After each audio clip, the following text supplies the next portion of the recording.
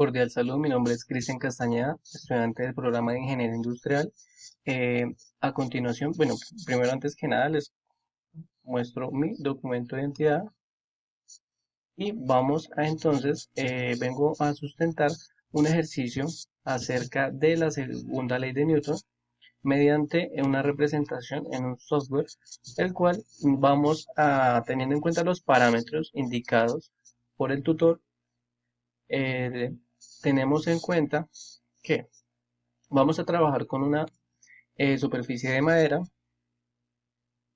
y un objeto, una posición de objeto de -6 metros, y el objeto elegido es un cajón pequeño de 100 kilogramos de masa.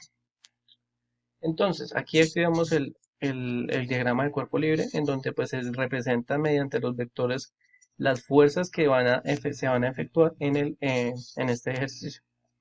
Entonces, vamos a iniciar. Entonces, la idea es que el cajón se detenga antes de que llegue a los muelles.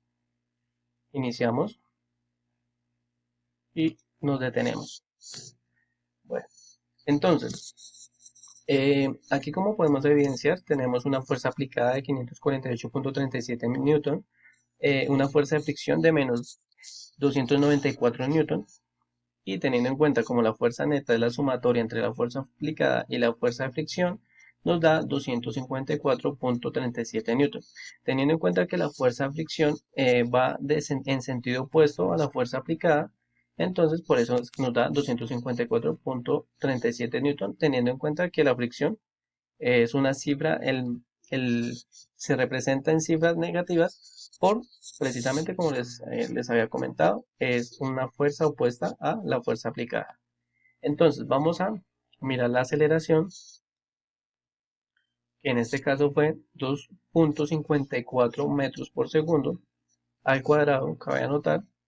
Entonces aquí podemos evidenciar de igual manera que, cerramos acá, eh, este recorrido le tomó aproximadamente 3 segundos y 3,2 segundos aproximadamente, una distancia total de 13,28 metros, partiendo desde el -6 metros hasta los 7,28 metros.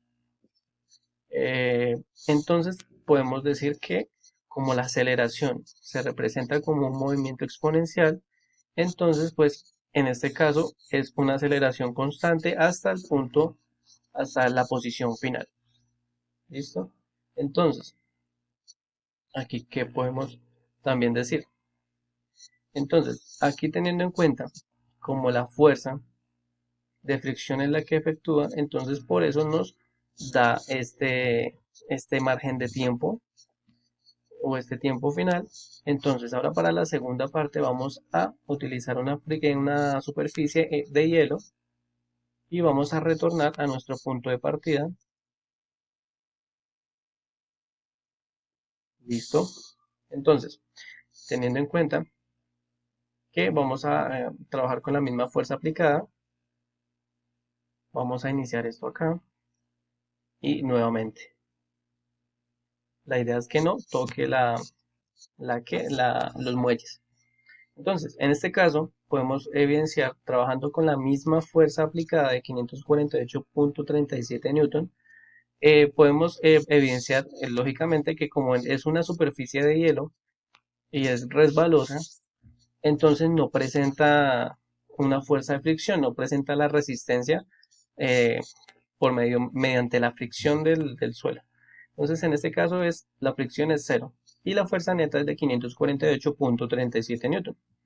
Para este caso, el recorrido fue mucho más corto, pues obviamente al no presentar la resistencia de la superficie, esto hace que más o menos aproximando tarde un 1,5 segundos en hacer el tiempo final de recorrido de la posición inicial a la posición final. Entonces podemos decir que fueron 13,45 metros, y obviamente como la aceleración es un movimiento exponencial, entonces esa aceleración se hizo en un tiempo mucho más corto, teniendo en cuenta que no hubo resistencia de la superficie que escogimos, teniendo en cuenta que la masa del cajón del ejercicio de la parte uno a la parte 2 es la misma.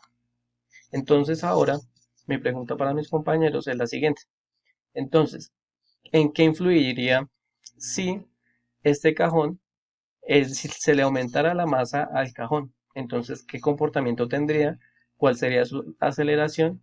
¿Y cuál sería su comportamiento como tal? Gracias.